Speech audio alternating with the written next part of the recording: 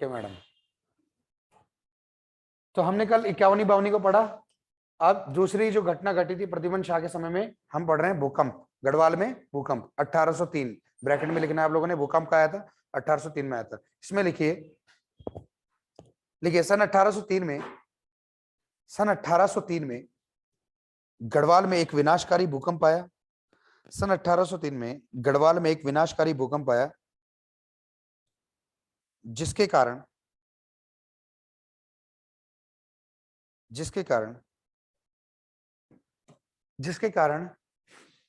गढ़वाल आर्थिक रूप से कमजोर हो गया। जिसके कारण गढ़वाल आर्थिक रूप से कमजोर हो गया। मतलब हम पढ़ रहे हैं प्रद्युम्न शाह के समय की महत्वपूर्ण घटनाएं, और सारी घटनाएं नेगेटिव में ही है। 1803 में एक विनाशकारी भूकंप आया, जिसके कारण गढ़वाल आर्थिक रूप से कमजोर हो गया, फाइनेंशियली बहुत वीक हो गया। क्या हो गया? आर्थिक रूप से कमजोर हो गया, आर्थिक रूप से कमजोर हो गया। तीसरी घटना भी बड़ी ऐसी इंटरेस्टिंग है। तीसरी घटना का नाम लिखना चाहेंगे? अब देखो, हम जो ये घटनाएं बोल रहे हैं ना, इन घटनाओं का इफेक्ट क्या पड़ेगा? अभी देखो, दूरगामी प्रभाव पड़ेगा इनका। रामा, कौन? रामा और धरणी, याद आ रही कुछ? रामा और धरणी की हत्या, बिल्कुल, रामा और धरणी की हत्या। लिखो जरा, रामा और धरणी की हत्या, रामा और धरणी की हत्या। तीसरा हेडिंग लिखिए, रामा और धरणी की हत्या।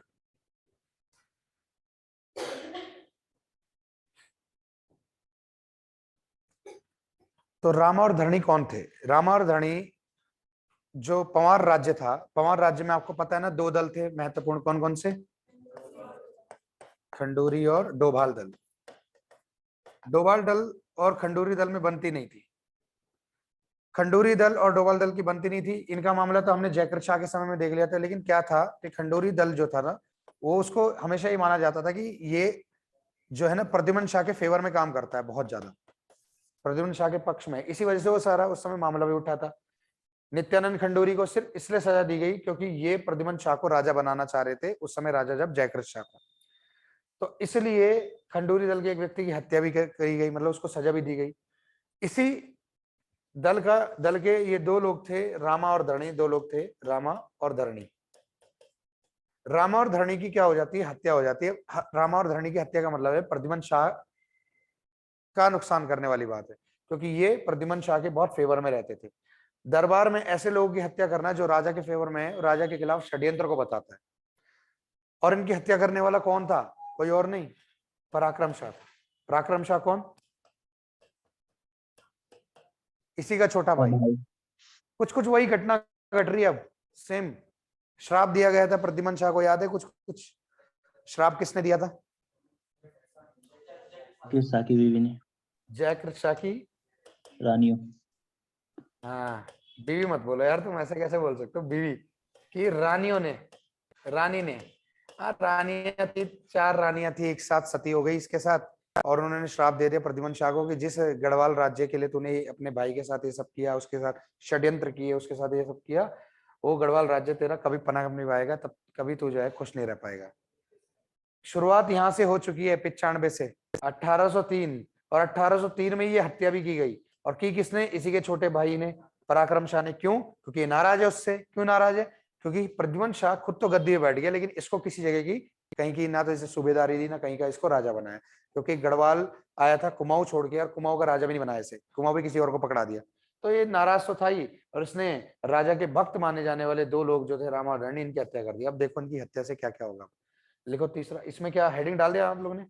देखिए, 1803 में राजा के भक्त माने जाने वाले, 1803 में राजा के भक्त माने जाने वाले, 1803 में राजा के 1803 में राजा के भक्त माने जाने वाले रामा और धरणी की, रामा और धरणी की, रामा और धरणी की, धरणी की पराक्रम शाह ने हत्या कर दी।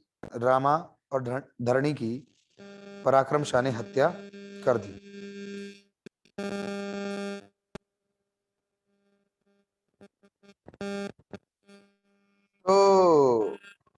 ये सब होना कम था कि अब चौथी घटना घटेगी, और वो चौथी घटना इन सब के बाद सबसे बड़ी घटना होगी। चौथी घटना कौन सी होगी, आइडिया लगाओ जरा।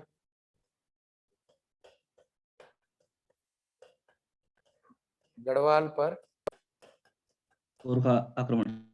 गोरखों का पुनः आक्रमण।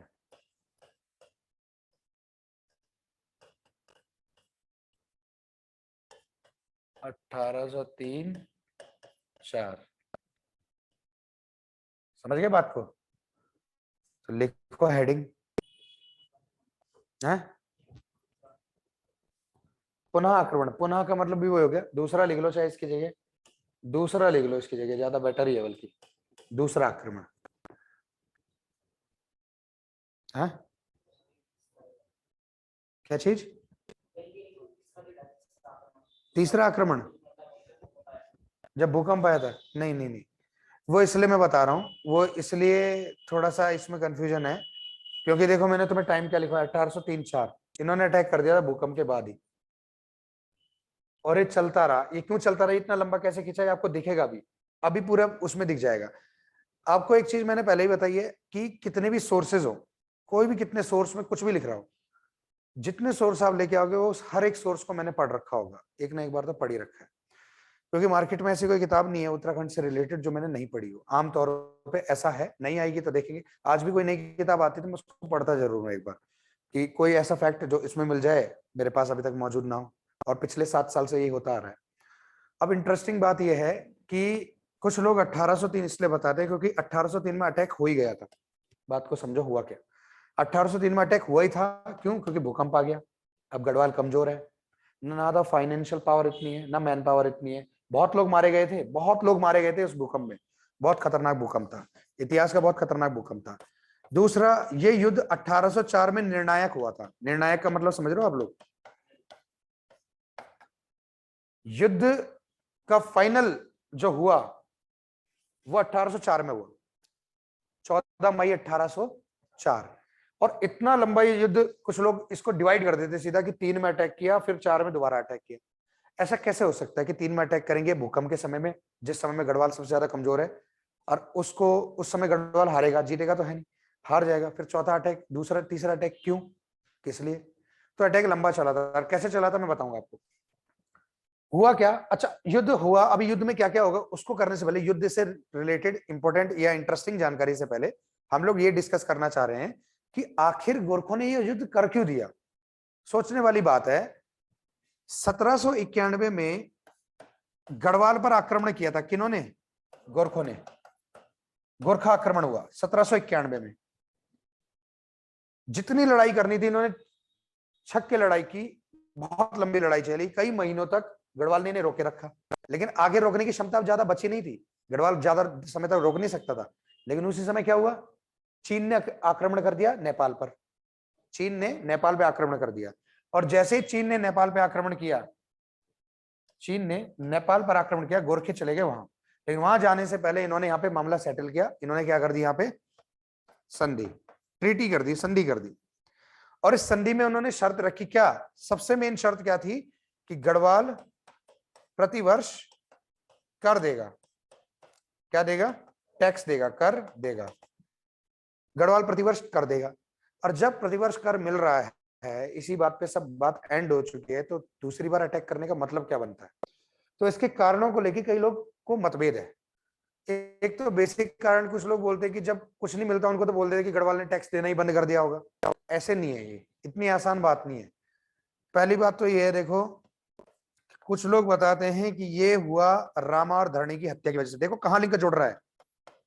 अभी तक तो आपने ये सब लिख रहे थे कि क्या क्या हुआ इसके समय में, सब बोरिंग सा लग रहा होगा कि रामा धरणी की हत्या, भूकंप आ गया। ये कुछ लोग बोल रहे हैं कि रामा धरणी की हत्या का लिंक है, मैं बताऊंगा वो लिंक क्या है। कुछ लोग बोलते हैं कि अकाल और भूकंप की वजह से इन्होंने अटैक किया। तीसरा, कुछ लोग बोलते हैं कि गढ़वाल ने टैक्स देना यानी कि कर देना बंद कर दिया। और कुछ लोग बोलते हैं कि इसका कारण और कोई नहीं, मौलाराम है। कौन है? मौलाराम। मौलाराम कौन था? जयकृत शाह का दरबारी चित्रकार। जयकृत शाह का नहीं था। जयकृत शाह का दरबारी चित्रकार था, लेकिन इसको नियुक्त किया गया था प्रदीप शाह के द्वारा। तो प्रदीप शाह का दरबारी चित्रकार था, ध्यान रखना। उसके बाद तो परमानेंट गढ़वाल दरबार में हो गया ना वो नियुक्त।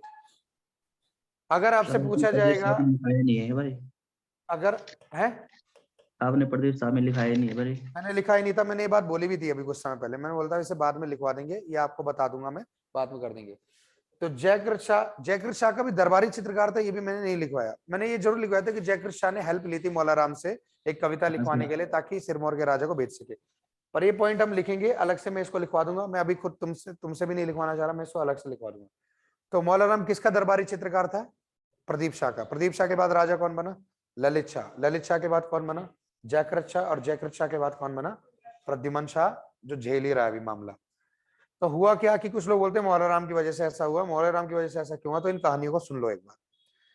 पहली कहानी तो बहुत सिंपल वाली बताई जाती है कि गढ़वाल में अकाल पड़ा पहले तो 1795 में, फिर भूकंप हो गया 1803 में।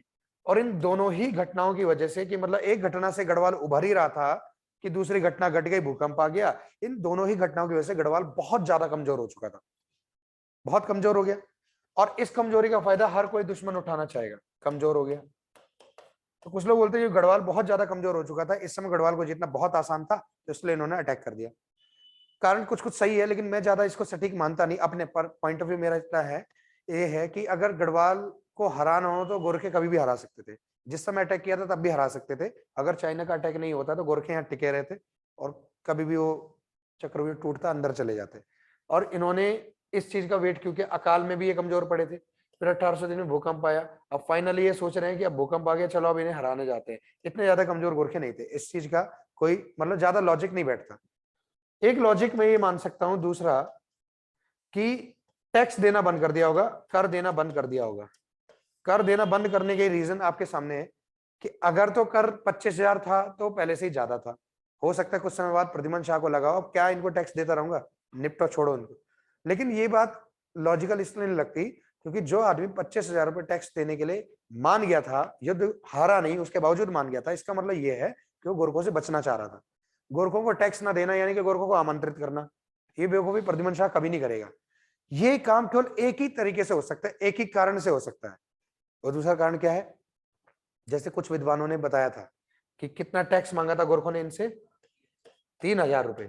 25,000 रुपए वाला तो मामला साफ दिख रहा है, इतनी बड़ी रकम पहले से ही देने के लिए स्वीकार हुआ है, और देने के लिए स्वीकार हुआ तो इसका मतलब इसके पीछे कोई सटीक कारण है। वो सटीक कारण ये है गोरखे दोबारा ना आए अटैक करने के लिए। लेकिन कुछ विद्वान मानते कि रकम 25,000 नहीं थी, वो थी 3,000 रुपए। चाहे 2503 हो, चाहे 1,000 होती, लेकिन आज के हिसाब से बहुत बड़ी रकम है वो। मैंने आपको बताया था ना, आज से 40 साल पहले की कहानी बताते हैं हमारे बूढ़े बुजुर्ग। तो बताया 40 साल पहले 25 पैसे के फुल प्लेट छोले आते थे। फुल प्लेट छोले, जो आज 25 रुपए के भी नहीं आते फुल प्लेट। फुल प्लेट का मतलब फुल प्लेट होता है। तो छोले आते थे फुल प्लेट 25 पैसे के, और 25 पैसा 1 रुपए का 1/4 होता है। और 1 रुपए की 1 रुपया तो मिलेगा भी नहीं आपकी जेब में, मतलब ऐसे मिलेगा कि कहीं नहीं तो कहीं देने के काम ही आता होगा, कहीं खरीदने के काम तो 1 रुपया नहीं आएगा, है ना। हाँ, ये हो सकता है कि मान लो आप में से कुछ लोग थोड़ा बहुत बाबा इलायची खरीद लेते हो कुछ बातें छुपाने के लिए, तो अलग बात है। और अमित जल्दी से तिरछा तिरछा हुआ, देख भी रहा है जेब में बाबा इलायची है कि नहीं है ना, है ना। तो ये बात मैंने नस की बात पकड़ी आपकी। चलिए, तो कर देना बंद करने का कारण एक यही हो सकता है कि 3,000 रुपए, जो उस समय के हिसाब से एक बड़ी रकम थी, ये देने के लिए गढ़वाल का राजा राजी हो गया। और आपको इसी में लिखवाया था कि जो लोग मानते कि 3,000 रुपए टैक्स मांगा था इनसे, उन्होंने ये भी बताया कि 3,000 था पहले, फिर बाद में से बढ़ा करके कितना कर दिया गया था? 9,000 रुपए। सीधा सीधा 3 गुना कर दिया, दुगुना नहीं 3 गुना कर दिया। और 3 गुना अगर कर बढ़ा देंगे गोरखे, तो इसमें मंशा साफ दिखती है। गोरखे या तो अटैक करना चाह रहे हैं, या बोल रहे हैं कि पैसा बढ़ा के दे चुपचाप, या तो फिर हम अटैक करेंगे।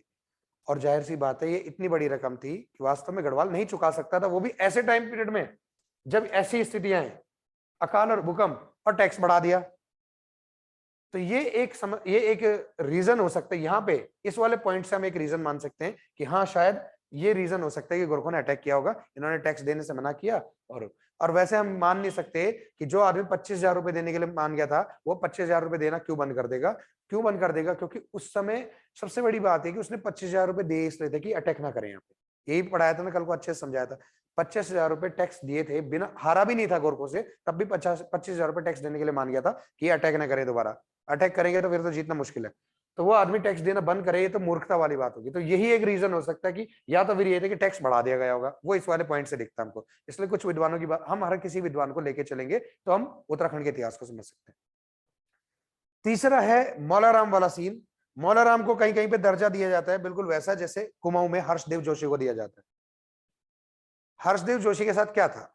हर्षदेव जोशी के पिताजी की हत्या की थी मोहनचंद ने, कुमाऊं के राजा ने। कुमाऊं के राजा मोहनचंद ने हर्षदेव जोशी के पिताजी की हत्या की। अब राजा से जीतना आसान काम नहीं है, तो हर्षदेव जोशी ने क्या किया था? गढ़वाल के राजा को बुलाया, बगल से दूसरे राजा को बुलाया, बोला मैं तुम्हें सारे नक्शे दूंगा, मैं तुम्हें सारे रास्ते बताऊंगा, मैं तुम्हें तुम्हारी हेल्प करूंगा, तुम आओ अटैक करो, मैं जितवाऊंगा तुम्हें, सारे भेद मैं खोलूंगा कुमाऊं के क्या क्या है। तो हुआ हर्षदेव जोशी ने के माध्यम से क्या हुआ? हर्षदेव जोशी ने अपना बदला लेने के लिए कुमाऊं की जनता को दाव पे लगा दे, गुलाम बनवा दे एक तरीके से। मतलब कुमाऊं के लोगों के हिसाब से तो वही साहब चंदों को हटा के गढ़वाल के राजा ने राज करना शुरू कर दिया था ना वहां पे। तो आप देखो हर्षदेव जोशी ने यहाँ के राजा को सबक सिखाने के लिए बगल के राजा को बुला दिया, यहाँ पे अटैक कर लो और जीत लो, उसको रख लो तुम अपने पास। जो उसकी जन्मभूमि थी, जो उसका एरिया था, जो राज्य था, उसने दूसरे राजा को गिफ्ट कर दिया। यानी कि कहीं ना कहीं उसने धोखेबाजी कर दी। वही बात मौलाराम के बारे में आती है कि कहते हैं कि मौलाराम जयकृत शाह के समय में, पता है याद होगा आप लोगों को क्या कहते हैं, जयकृत शाह का बड़ा सपोर्टिव था। प्रदीप शाह, ललित शाह और जयकृत शाह के समय तक मौलाराम को दरबार में तगड़ी रिस्पेक्ट मिलती थी। ये बात मिलती है हमको, जानकारी मिलती है, इसे मिलती थी तगड़ी रिस्पेक्ट और बेहतरीन। लेकिन जब प्रद्युमन शाह राजा बना उसके बाद मौलाराम और प्रद्युमन शाह की कभी ढंग से बनी नहीं आपस में। और जब बनी नहीं तो प्रद्युमन शाह ने इसे दरबार से निष्कासित कर दिया। दरबार से निकल के जाइए, आप अपना चित्रशाला चलाओ, अपनी पेंटिंग वाला स्कूल खोलो, मेरे को आपकी जरूरत नहीं है। और इसका थोड़ा बहुत सपोर्ट, इसका झुकाव थोड़ा जयकृत शाह की तरफ ज्यादा था। अब वो तो गया, तो इसने प्रद्युमन शाह ने आते इसको निपटा दिया, चलो आप जाओ अपना अपना काम करते हैं। इसको जब हटा दिया तो इसके मन में थोड़ा ये था कि बदला लेना था इसको भी। तो कुछ लोग बोलते हैं कि मौलाराम ने गढ़वाल में इसको कुमाऊं में जाके गोरखों को आमंत्रित किया था, आओ गढ़वाल पे अटैक करो। उसे भी एक अच्छा खासा आइडिया मिल रखा था पहले का, तो मौलाराम ने आमंत्रित किया। तीसरा कारण बताते हैं कि मौलाराम ने आमंत्रित किया। और चौथा और आखिरी कारण जो कि मैंने अभी तक बचा के रखा है, रामाधरणी वाला बड़ा इंटरेस्टिंग पॉइंट है कि हुआ क्या कि आपको पता ही होगा कि राज दरबार का कोई व्यक्ति या राजा के परिवार का कोई व्यक्ति कोई अपराध कर दे तो उसको सजा नहीं दी जाती थी आमतौर पर। पराक्रम शाह ने रामा और धरणी की हत्या की। उनकी वाइफ्स यानी कि उनकी पत्नियां आई राजा के पास, बोलो कि इनकी हत्या की गई है, हमें गुनहगार को सजा दिलवानी है। पहली बात तो यही क्लियर नहीं था कि पराक्रम शाह ने मारा है, क्योंकि ये तो इतिहास बताता है बाद में कि पराक्रम शाह ने षड्यंत्र किया था, लेकिन पराक्रम शाह डायरेक्ट इन्वॉल्व था इसका उस समय कोई प्रमाण नहीं था। और प्रद्युमन शाह कोई ऐसा स्टेप भी नहीं लेना चाह रहा था जिसकी वजह से कोई आगे जाके दिक्कत हो। मान लो पराक्रम शाह को पकड़ ले, उसको लगता है कि इसने मारा है, लगने पे अगर कर दे और पता लगे उसने नहीं किया, तो प्रद्युमन शाह इस बात को लेकर के श्योर नहीं था कि किसने इसकी हत्या की है, किसने रामा और धरणी की हत्या की है। प्रद्युमन शाह कुछ कर नहीं पाया। और एक तरीके से कह सकते हो कि सुप्रीम कोर्ट से भी जब कुछ राहत नहीं मिली तो सीधे सीधे विदेश चले गए। कौन? इनकी पत्नी। इंटरेस्टिंग बात यह है कि रामा और धरणी की जो वाइफ थी, पत्नियां थी, वो पत्नियां दोनों नेपाल की ही थी। कहाँ की थी? नेपाल की। और आपको पता है कि हमारे यहाँ एक शब्द चलता है ध्यानी, और इसका बड़ा महत्व है। ध्यानी का मतलब होता है हमारे घर की बेटी या हमारे घर की बहू जो दूसरे घर में गई है, तो हम लोग उसको हमारे घर की बेटी नहीं बोलेंगे, हम बोलेंगे हमारी ध्यानी है। ध्यानी है मतलब हमारे घर की है वो लड़की। और ये वाला कॉन्सेप्ट नेपाल के लोग बड़ा बहुत ज्यादा डेस्परेटली मानते थे। अगर हमारे यहाँ की किसी लड़की या औरत के साथ कुछ गड़बड़ हो गया तो उसकी रक्षा की जिम्मेदारी हमारी।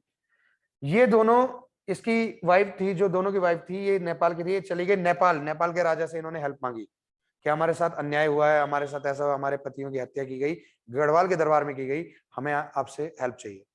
और फिर कहते हैं कि नेपाल ने इनका बदला लेने के लिए गढ़वाल पर आक्रमण कर दिया। अब मुझसे अगर कोई पूछता है कि सर आपने अलग अलग पॉइंट्स बताए, कई जगह अलग अलग पॉइंट्स मिले, आपने हमें बता दिया, हमने भी सुन लिया, ठीक है। मैं क्या समझता हूं, मेरा ही मानना है कि ये सारे ही कारण थे गढ़वाल पर अटैक करने के। अगर गढ़वाल का राजा टैक्स नहीं दे रहा है तो दे इसी वजह से नहीं रहा है, और अगर गढ़वाल के राजा ने टैक्स देना बंद किया भी नहीं है तो फिर भी ये दोनों कारण अपने आप में पर्याप्त है कि अब गोरखों को लग रहा है कि इस समय गढ़वाल इतना कमजोर है कि इससे टैक्स टूक्स क्यों ले, क्यों ना अटैक करके इसको अपने कब्जे में ही ले ले, क्या टैक्स वैक्स रखना, पूरी जमीन ही हमारी हो जाएगी, पूरा राज्य हमारा हो जाएगा, राज्य का विस्तार हो जाएगा। तो मुझे लगता है अकाल और भूकंप एक ऐसी चीज थी, रामा और धरणी की हत्या षड्यंत्र का दौर चल रहा है, यहाँ पर इन्होंने भी याचिका डाली होगी गढ़वाल में, नेपाल में जाके। टैक्स देना शायद गढ़वाल ने इसलिए बंद किया होगा क्योंकि अकाल और भूकंप जैसी स्थिति आ गई। मौलाराम वाला बहुत ज्यादा क्लियर नहीं है, कुछ लोग मौलाराम पर दोष लगाते हैं कि मौलाराम ने ऐसा किया था। बाकी ऊपर के 3 कारण मुझे लगता है मिले जुले कारण थे जिसकी वजह से गोरखों ने आखिरकार अटैक कर ही दिया। 1800 दिन में अटैक करने की वजह से लोग मानते हैं कि भूकंप और अकाल सबसे बड़ा रीजन थे कि इन्होंने अटैक किया, क्योंकि 1803 में ही भूकंप आया था। तो खैर जो भी रहा हो, हमने इसको अच्छे से एनालाइज कर लिया, विश्लेषण कर दिया इसका। अब हम इसमें लिखेंगे जो एग्जाम में पूछा जाता है, वैसे चीजों को समझ लिया। अब आप किसी भी प्रकार का उत्तर, आपसे क्वेश्चन यहाँ पे पूछा जाएगा, आप उत्तर दे सकते हो, चाहे वो वनडे में हो चाहे सिविल में हो। अब आप लोग जल्दी से उत्तर लिखिए पॉइंट्स। आप लोगों को क्या लिखना है? गोरखों का गढ़वाल पर आक्रमण करने के कारण, गोरखों के गढ़वाल पर आक्रमण करने के कारण, गोरखों का या के जो भी ठीक है, गोरखों का गढ़वाल पर आक्रमण करने के कारण। तो चारों को उतार लो। पहला लिखो, गढ़वाल द्वारा गोरखों को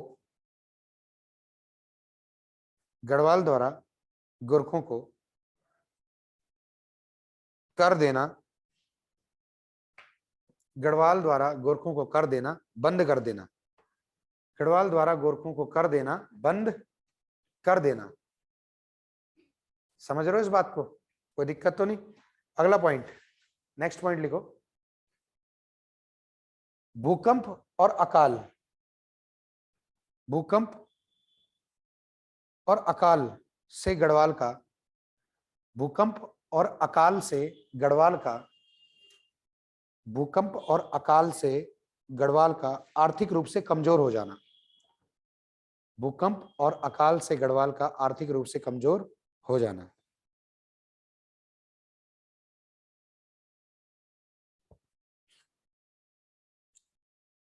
तीसरा पॉइंट लिखो, बोल दूं?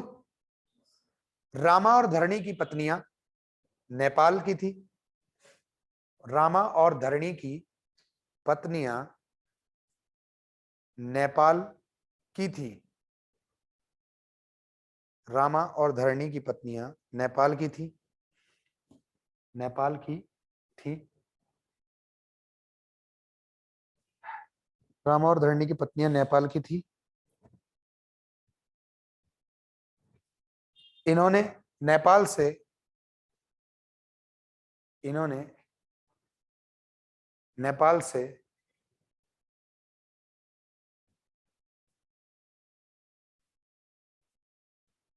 सहायता मांगी, इन्होंने नेपाल से सहायता मांगी,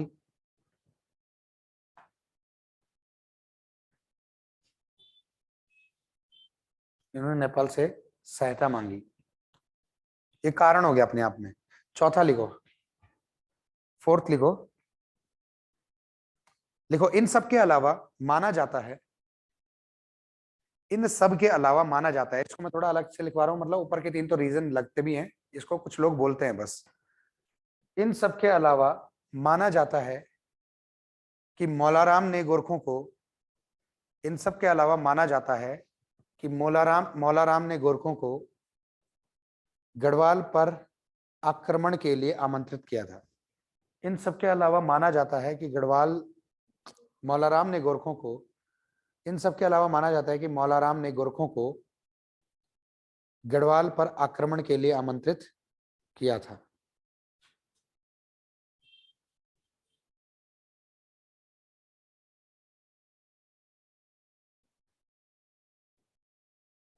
हाँ, चलिए शुरू करें फिर। अब हम आक्रमण को देखेंगे, कैसे आक्रमण हुआ, आक्रमण कैसे कैसे हुआ और इतना लंबा कैसे चला।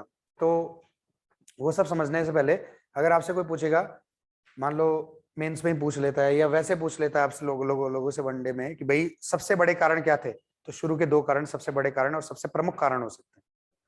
मतलब और सारे तो फिर भी मिथ्स लग रहे हैं, लेकिन शुरू के 2 कारण बहुत रीजनेबल कारण लग रहे हैं अटैक करने के। कर देना बंद कर देना या अकाल और भूकंप। और देखा जाए तो दोनों एक साथ भी हो सकते हैं। रीजन क्लियर है सबको, कोई डाउट तो नहीं, कोई दिक्कत तो नहीं इसमें। अगर कोई पूछे कि मुख्य 2 कारण कौन से होंगे, तो शुरू के 2 कारण, कर देना बंद कर देना या फिर गढ़वाल पर भूकंप या अकाल की स्थिति। अब देखो अटैक कैसे हुआ।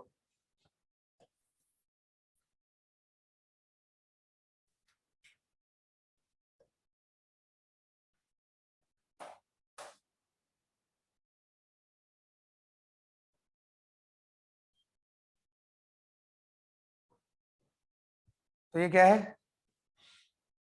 हाँ, मुझे ऐसा लग रहा है कि जैसे शीरो लेटा हुआ है यहाँ पे।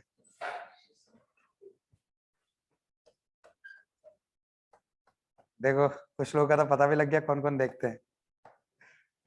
किसने बताया? शिनचैन ने? तुमने बताया? बहुत बढ़िया, है ना? बहुत बढ़िया।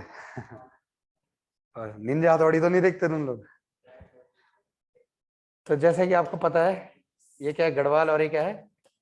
कुमाऊं। गढ़वाल और कुमाऊं। आज भी गढ़वाल, आज भी पूरा उत्तराखंड 2 मंडलों में बटा हुआ है। अगर आपसे पूछे उत्तराखंड के अंदर कितने मंडल हैं?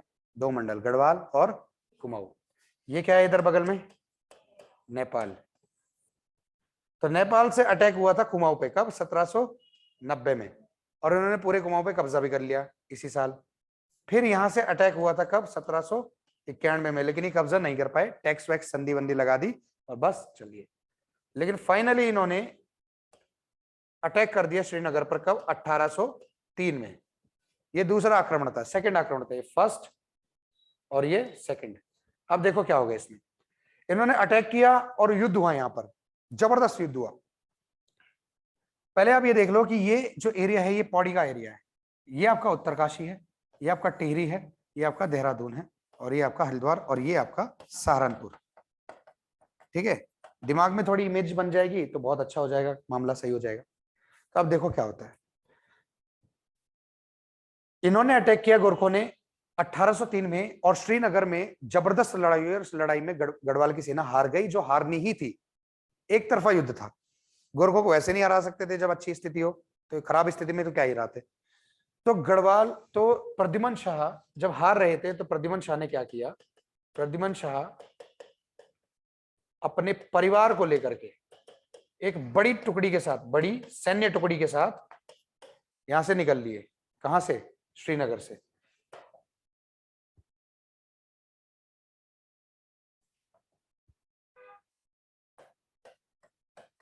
श्रीनगर में युद्ध हुआ और यहां से ये चल दिए, ऊपर की ओर भागे। परिवार सहित जा रहे प्रद्युमन शाह, एक बड़ी टुकड़ी साथ में है, और उस टुकड़ी के पास सारे खजाने का थोड़ा जो माल ताल जितना उठा के ला सकते थे, सारे खजाने भी उठा के लाए, सोना चांदी जो था। और साथ के साथ में एक छोटा सा सिंहासन था सोने का पूरा, उस सिंहासन को लेके गए। अब ये जगह है, पड़ती है आपकी उत्तरकाशी। उत्तरकाशी बड़कोट के पास इनका डेरा लगा। गोरखे उधर आए, यहां को जीतते हुए फिर वहां पहुंचे। फिर यहां पर भी एक युद्ध हुआ, गोले का मतलब यहां भी युद्ध हो गया। इस युद्ध में भी प्रद्युमन शाह हारे और उन्हें यहां से भी भागना पड़ा। जब युद्ध में हारते दिखे तो भाग गए। फिर आए वो चमुआ, चमुआ खाल, ये पुराना नाम है इस जगह का, आज इसे चंबा के नाम से जानते हैं। पौड़ी, उत्तरकाशी, टिहरी, चंबा। चंबा बाजार आप जाओगे नरेंद्र नगर से आगे मिल जाएगा आपको चंबा। चमुआ खाल यानी कि चंबा में ये रुके, और यहां पर भी गोरखों ने अटैक किया। वो भी पीछे पीछे आ ही रहे थे, अटैक किया, युद्ध हुआ। आखिरकार प्रद्युमन शाह हार ही गए, सेना वेना भी खत्म। कितनी बचेगी सेना उसके बाद? यहां से भाग करके ये सीधा सीधा उत्तराखंड की सीमा को पार करके सहारनपुर चले गए। अब सहारनपुर में इन्होंने जाके शरण ली, वहां के राजा से शरण ली प्रद्युमन शाह ने, परिवार को भी वहीं छोड़ दिया। लेकिन प्रद्युमन शाह तो प्रद्युमन शाह है, हमने अभी तक जितना इसके बारे में पढ़ा हम उसको कैसे भूल सकते हैं? कौन था जिसने अपने पिताजी ललित शाह के साथ जाकर के मोहनचंद को हराया था?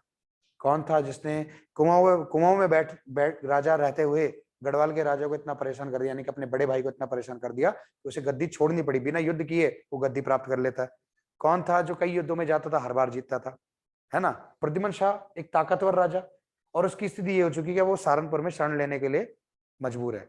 पर ये किसने डिसाइड किया? ये हिस्ट्री में पहले से थोड़ी लिखा था कि गोरखे आ चुके हैं तो गोरखों को कब्जा दे दिया तो कब्जा ही रहेगा उनका। वो था कुमाऊं के राजा। कुमाऊं वाले हैं यहाँ पे?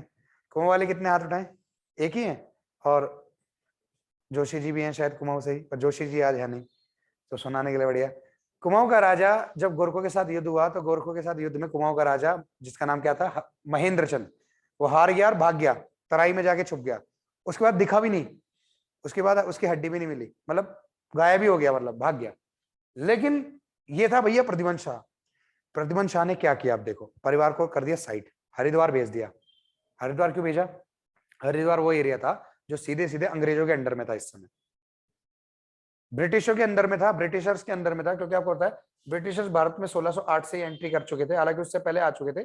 1600 में ईस्ट इंडिया कंपनी बनी थी, उसके बाद से लेके 1757 में तो इन्होंने बक्सर प्लासी की लड़ाई, और 1764 में बक्सर की लड़ाई करके इन्होंने बंगाल को भी अपने कब्जे में कर लिया। और 1804 आते आते तो इनके पास काफी सारे क्षेत्र इनके अंडर में आ गए थे, मैसूर वगैरह। हरिद्वार भी इनके अंडर में आ चुका था। हरिद्वार किसके अंडर में था? अंग्रेजों के। अंग्रेजों के वहां एरिया में भेज दिया, वहां पे गोरखा अटैक नहीं कर सकते थे, ये सोच के परिवार को भेज दिया वहां। और खुद यहाँ पे अब योजना बनाने लगे कि कैसे मैं गोरखों को हराऊं, मुझे अपना राज्य पुराना वापस लेना है। तो इन्होंने क्या किया, ये अपने साथ जितना भी सोना चांदी लेके आए थे, अपना सोने का सिंहासन लेके आए थे, वो सारा इन्होंने यहाँ पे बेच दिया। पहले उन्होंने सहायता मांगी सहारनपुर के राजा से, सहारनपुर के राजा ने सहायता देने से मना कर दिया, मतलब मना भी नहीं किया था, पर उसने बोला कि मैं गोरखों के साथ नहीं लड़ सकता हूँ, मेरे पास इतनी कैपेबिलिटी है नहीं। पर शरण दे दी थी, ठीक है आपको जो करना आप कर सकते हो। तब हुए वहां ऑडिशन। किसका ऑडिशन? भर्ती के।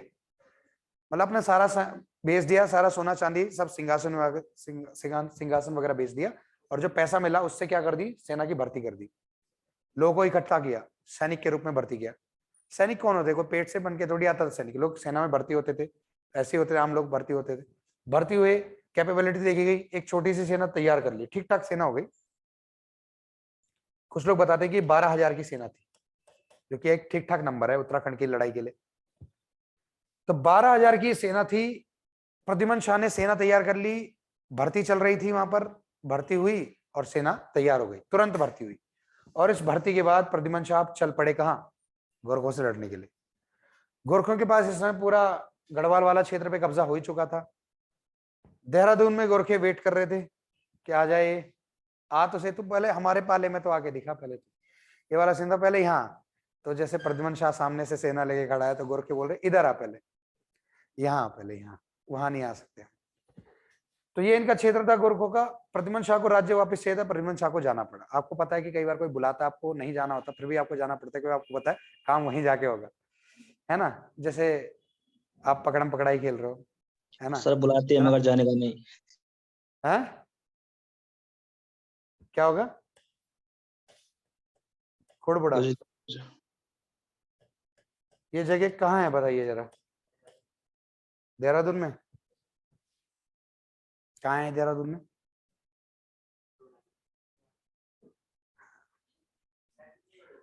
हाँ उस साइड तो बहुत कोई, उस साइड तो चीन भी है। बिंदाल पुल साइड नहीं, बिंदाल पुल के पास ही खुड़बुड़ा है। बिंदाल पुल देखा आप लोगों ने? बस बिंदाल पुल जाइए, और बिंदाल पुल में एक रास्ता कटता है, खुड़बड़ा मोहल्ला वहां पूरा शुरू हो जाता है।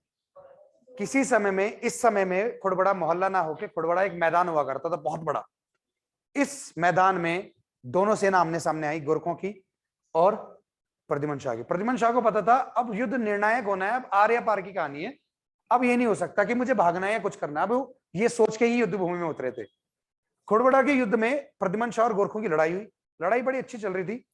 सुबह जब लड़ाई शुरू हुई तो बढ़त किसी की थी नहीं, पर दोनों बराबर युद्ध से लड़ रहे थे। मतलब बराबर का मतलब भी बहुत बड़ी बात है, गोरखे हार भी सकते थे, जीत भी सकते थे, 50-50% वाला चल रहा था। आप ये कह सकते हो कि दिन होते होते तक गढ़वाल की सेना थोड़ी सी हावी होने लगी थी, क्योंकि इनके पास तो करो और मरो वाली सिचुएशन थी ना। गोरखों का क्या जा रहा था, इन्हें तो अपना राज्य लेना था। गढ़वाल बड़ी वीरता से लड़ रहा था, और क्योंकि सामने जो नेता है, राजा है, वो भी बड़ी वीरता से लड़ रहा है, सब बढ़िया चल रहा था।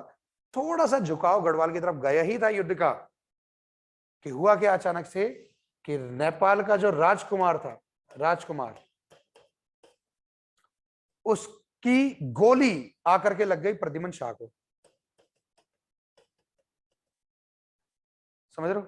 सीधा राजकुमार था जो नेपाल का, उसकी गोली अचानक से आकर के प्रद्युम्न शाह को लग गई और घोड़े से उसी समय नीचे धरती पे गिर गए, और धरती पे गिरते ही खत्म, राजा खत्म, युद्ध खत्म, और गोरखों ने आखिरकार पूरे उत्तराखंड पर कब्जा कर लिया 1790 में कुमाऊं में, और आखिरकार 1804 में, मई 1804 में गढ़वाल पे कब्जा कर लिया।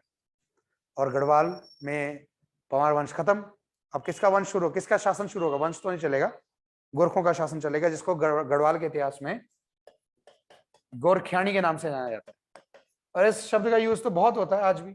गोरखियानी मतलब गोरखों से रिलेटेड शब्द नहीं रह गया, अब ये जातिवाचक संज्ञा, भाववाचक संज्ञा माने भाव बन गया एक प्रकार का।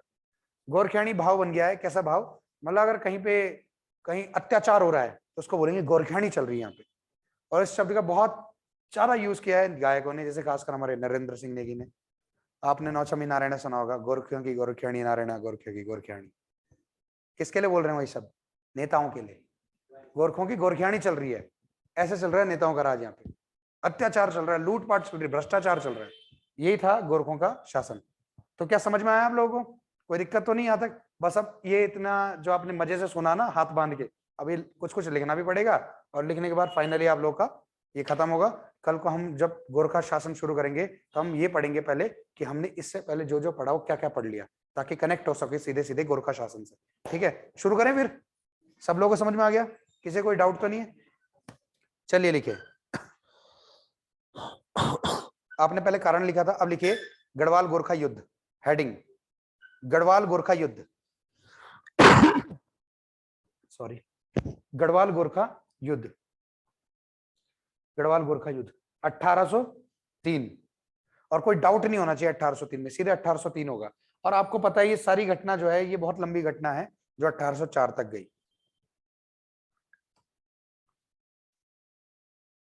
लिखिए, गोरखों ने गोरखों ने 1803 में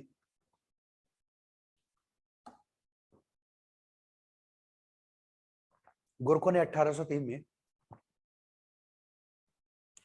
श्रीनगर पर आक्रमण कर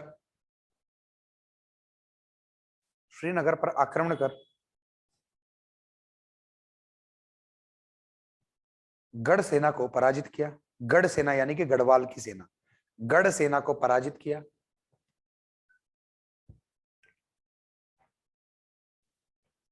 फिर से बोल रहा हूं, गोरखों ने 1803 में श्रीनगर पर आक्रमण कर गढ़ सेना को पराजित किया, जिसके बाद प्रद्युम्न शाह उत्तरकाशी आ गए।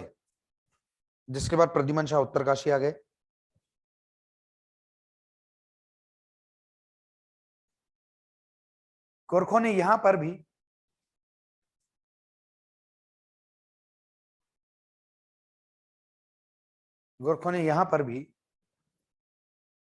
प्रद्युम्न शाह को हरा दिया।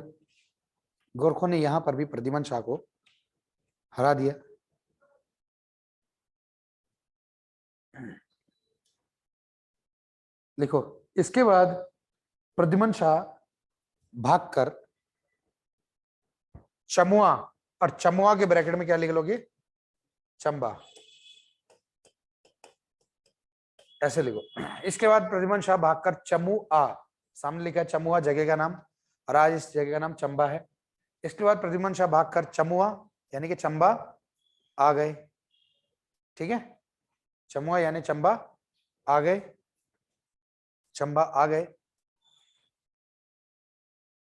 लेकिन यहां भी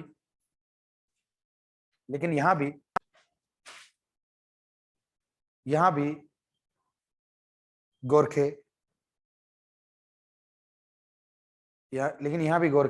विजयी रहे।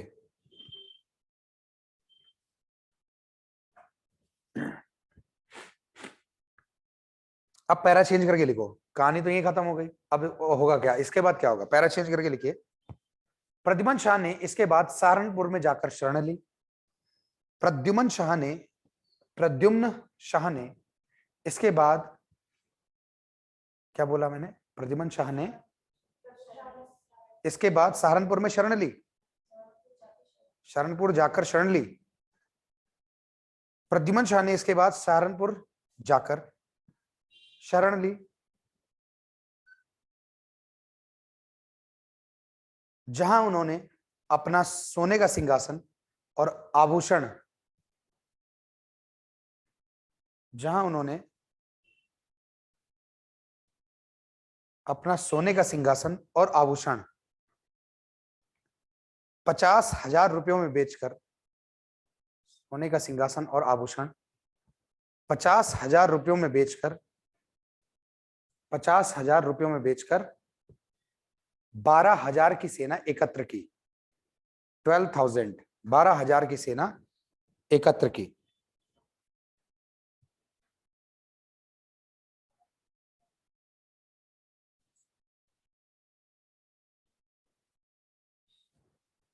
अब आप एक बात बताइए, फरमान बताएंगे,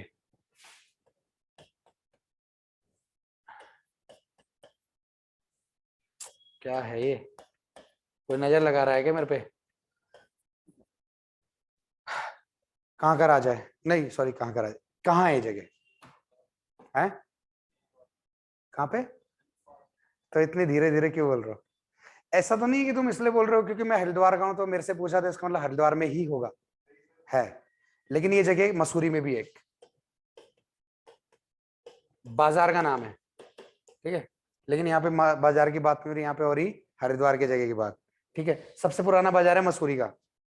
अब लिखिए इसमें, अब नहीं, क्या लिखा आप लोगों ने? 12,000 की सेना एकत्र की। हेडिंग डालिए खुड़बुड़ा का युद्ध, हेडिंग डालिए खुड़बुड़ा का युद्ध, खुड़बुड़ा का युद्ध।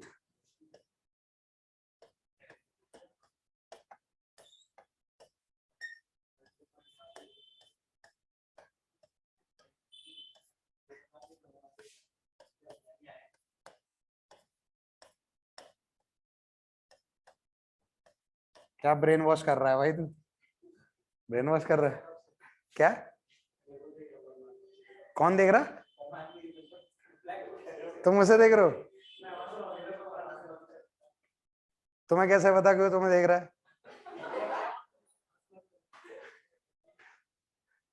तो इसका मतलब तुम भी देख रहे हो ना उसको? हाँ ठीक है, चलो तो हेडिंग डाल दिया।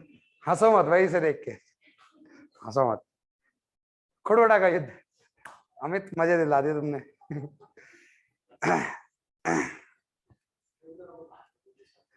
कौन? उन दोनों को? मेरी नजर में आएंगे तो मैं जरूर बाहर भगा दूंगा, पर मेरी नजर में नहीं आएंगे तो कुछ नहीं कर सकते। खुड़बुड़ा नहीं करेगी। खुड़बुड़ा का युद्ध हेडिंग डाल दिया आप लोगों ने, कब हुआ था? एग्जाम में सीधा सीधा, एग्जाम में सीधा डेट पूछेगा आपसे, सबसे इंपॉर्टेंट तो यही है। और आ भी चुका कई बार पेपर में आ चुका है, चाहे ये यूकेपीएससी हो चाहे यूके ट्रिपल एस हो। बहुत बेसिक क्वेश्चन है जो इतना बहुत इंपॉर्टेंट क्वेश्चन है, किसी में भी पूछेगा, आपसे पूछेगा खुड़बुड़ा का युद्ध कब हुआ था? 14 मई 1804, क्योंकि निर्णायक युद्ध था जिसने गढ़वाल को गोरखों के चंगुल में फंसा दिया था। अब इस युद्ध में क्या हुआ था आपको मैंने बता दिया, इसे लिखेंगे कैसे? लिखिए, आप इसका डायग्राम बनाओगे कि लिखोगे? हैं? बेटर होगा कि लिख लो, क्योंकि डायग्राम बहुत पेचीदा बनेगा, मैं बता रहा हूं क्यों। इस युद्ध में प्रद्युम्न शाह का साथ देने में एक तो वो आया था पराक्रम शाह भाई, पहले किला सा रखा था इससे। पराक्रम शाह ने इसमें पराक्रम शाह ने प्रद्युम्न शाह का साथ दिया भाई ने। प्रीतम शाह भी आया, हाँ डायग्राम से नहीं सुनो तो अभी देखो। प्रीतम शाह जो युद्ध में बिल्कुल माहिर नहीं था, बहुत अच्छा नहीं था, पेंटिंग सीखने जाता था श्रीनगर किससे, मौलाराम से, तो वो भी इसमें था। प्रद्युम्न शाह के बेटे, दोनों बेटे, बड़ा बेटा सुदर्शन शाह और छोटा बेटा देवी सिंह, वो भी इस युद्ध में थे। और हरिद्वार का राजा जो मैंने आपको बताया, रामदयाल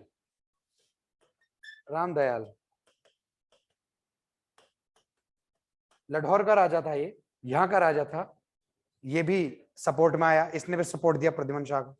और इधर भी गोरखों की तरफ से कम 3-4 सेनापति थे, जगजीत पांडे, और आपका क्या बोलते हैं, अमर सिंह थापा, रणजोर थापा, है ना, और कुंवर कुंवर रणजोर। अब मैं इतने सारे लोगों के नाम लिखवाऊंगा फिर बोलूंगा कि युद्ध करो, तो इससे अच्छा कि लिख लो, 2 लाइन में खत्म हो जाएगा, लिख लो।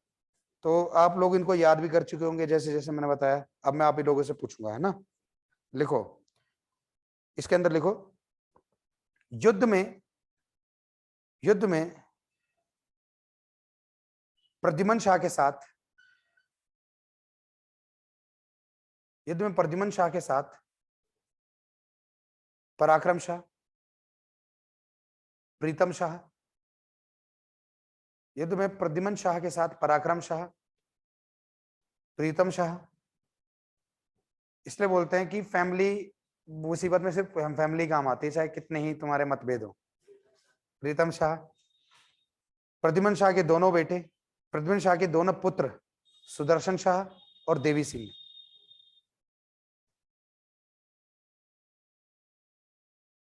प्रद्युम्न शाह के दोनों पुत्र सुदर्शन शाह और देवी सिंह, तथा लाहौर का राजा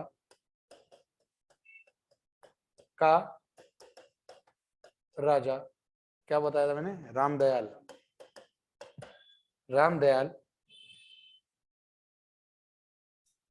रामदयाल भी। लाइन क्या बोल रही थी स्टार्टिंग में मैंने, ये प्रद्युम्न शाह के साथ ये बोला था, भी युद्ध में लड़ रहे थे, भी युद्ध में लड़ रहे थे।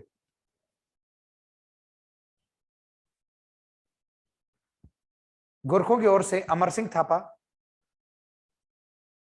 गोरखों की ओर से अमर सिंह थापा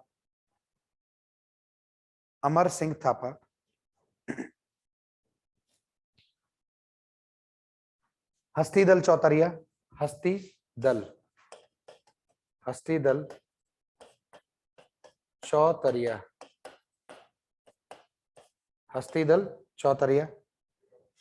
हस्तीदल चौतरिया और कुंवर रणजीत युद्ध कर रहे थे। कुंवर रणजीत युद्ध कर रहे थे।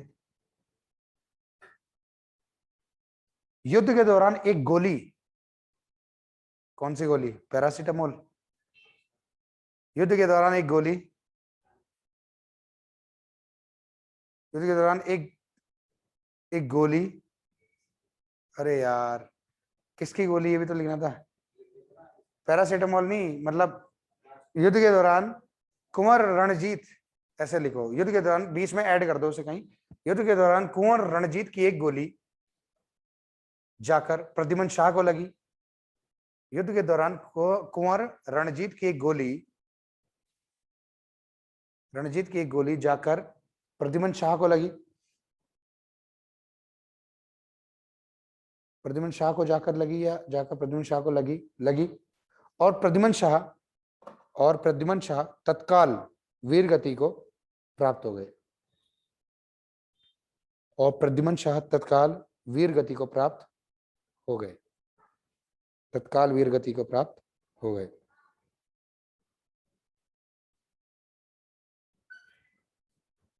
ठीक है। इंटरेस्टिंग क्या रहेगी अब जानने के लिए। अच्छा पहले एक और लाइन लिखो, क्या बोला मैंने, प्रद्युम्न शाह वीरगति को प्राप्त हो गए और गोरखे युद्ध जीत गए, मुख्य सेनापति के बारे में बात करेंगे ना नेपाल की ओर से, तो मुख्य सेनापति कौन थे, अमर सिंह थापा। अमर सिंह थापा बड़ा जबरदस्त योद्धा था, और अमर सिंह थापा के बारे में इंटरेस्टिंग बात यह है कि अमर सिंह थापा ने ये जो प्रद्युम्न शाह है इनकी बॉडी को ससम्मान हरिद्वार पहुंचाया और हरिद्वार में उनका अंतिम संस्कार करवाया, एक चीज। दूसरा, अंतिम संस्कार किसने किया, करना था पुत्रों ने, अगर पुत्र वहां होते तो कैद हो जाते, गोरखों ने पकड़ लेते, क्यों फ्यूचर में कोई आगे के लिए कोई समस्या रखनी। देवी सिंह का तो पता नहीं लगा क्या हुआ, लेकिन सुदर्शन शाह को प्रद्युम्न शाह के कुछ सहयोगी थे, प्रद्युम्न शाह के कुछ वेल विशर्स थे, उन्होंने बड़े पुत्र यानी कि युवराज सुदर्शन शाह को यहाँ से निकलवाया युद्ध में, जब जैसे ही गोली लगी उनको वहां से निकलवाया और सीधा दूसरी जगह ट्रांसफर करवा दिया, मतलब सीधा हरिद्वार लेके चले गए। जहां अंग्रेज थे वहां गोरखे नहीं जा सकते थे, है ना, अंग्रेज ज्यादा पावरफुल थे, वहां पे पंगा नहीं ले सकते थे, तो हरिद्वार पहुंचा दिया। सुदर्शन शाह ने फिर आगे का सारा जीवन, कुछ समय मतलब सारा जीवन नहीं, आगे का बहुत बड़ा जीवन फिर हरिद्वार में गुजारा। फिर आगे क्या हुआ वो बड़ी इंटरेस्टिंग कहानी है कि कैसे फिर सुदर्शन शाह फिर से राजा बनेगा, वो क्या होगा, कोई लड़ाई वड़ाई तो नहीं होगी पर कुछ और होगा, वो बताऊंगा, वो आगे का इतिहास है। फिलहाल देखो सुदर्शन शाह को निकलवा दिया क्योंकि युवराज हैं, इनका सेफ रहना जरूरी है, आगे आने वाले समय में इनकी जरूरत पड़ सकती है, गढ़वाल में अगर दोबारा राजवंश स्थापित करना होगा, पवार होगा, तो इनको तो निकलवा दिया। तो अब प्रद्युम्न शाह का जो अंतिम संस्कार किया था वो किया था प्रीतम शाह ने, समझ रहे हो, पराक्रम शाह भी हार गए थे, भाग गए थे, पराक्रम शाह भी भाग गया, प्रीतम शाह पकड़ा गया बेचारा, उसे कुछ पता ही नहीं था, गोलू मोलू टाइप का था बंदा, उसको पकड़ लिया, उससे अंतिम संस्कार करवाया, फिर उसको बंदी बना करके नेपाल ले गए, प्रीतम शाह को वहीं रखा उसको फिर अपने पास, समझ रहे हो। तो कौन है प्रीतम शाह, चलो लिखो, तुम्हारा नाम भी तो अमित शाह है ना, हाँ बस, तो गोलू मोलू भी बोला ना मैंने, इसलिए गया तुमने इशारा, अरे ठीक कहीं सर ये भी कोई राजा तो नहीं है? है, कहीं राजा तो उनमें से तो एक नहीं है? उन्हीं में से हो सकते हैं, हो सकते हैं। तो लिखिए पैरा चेंज करके, युद्ध के पश्चात, युद्ध के पश्चात, युद्ध के पश्चात अमर सिंह थापा ने, युद्ध के पश्चात अमर सिंह थापा ने प्रद्युम्न शाह के शव को, प्रद्युम्न शाह के शव को, अमर सिंह थापा, युद्ध के पश्चात अमर सिंह थापा ने प्रद्युम्न शाह के शव को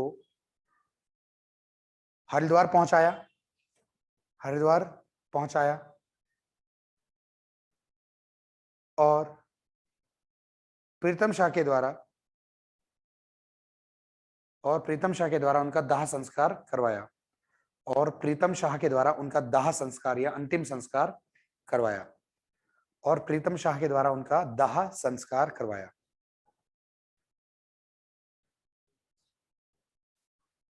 इसके बाद प्रीतम शाह को बंदी बनाकर नेपाल ले जाया गया, इसके बाद प्रीतम शाह को बंदी बनाकर नेपाल ले जाया गया। आज निखिल नहीं आया ना, आज निखिल नहीं आया, वो मुझे लग रहा त्योहार मनाने गया, वो दिवाली है ना, बग्वाल आजकल की है ना दिवाली। हाँ, प्रीतम शाह को बंदी बनाकर नेपाल ले जाया गया, नेपाल ले जाया गया। पराक्रम शाह, पराक्रम शाह ने नालागढ़ के, नालागढ़ में शरण ली, नालागढ़ यानी कि ये जो नाला पानी चौक है ना, इससे आगे का जो खलंगा वाला एरिया है, खलंगा, वो नालागढ़ कहलाता था एक समय, 52 गढ़ों में से एक था नालागढ़। पराक्रम शाह ने नालागढ़ में शरण ली, पराक्रम शाह ने नालागढ़ में शरण ली,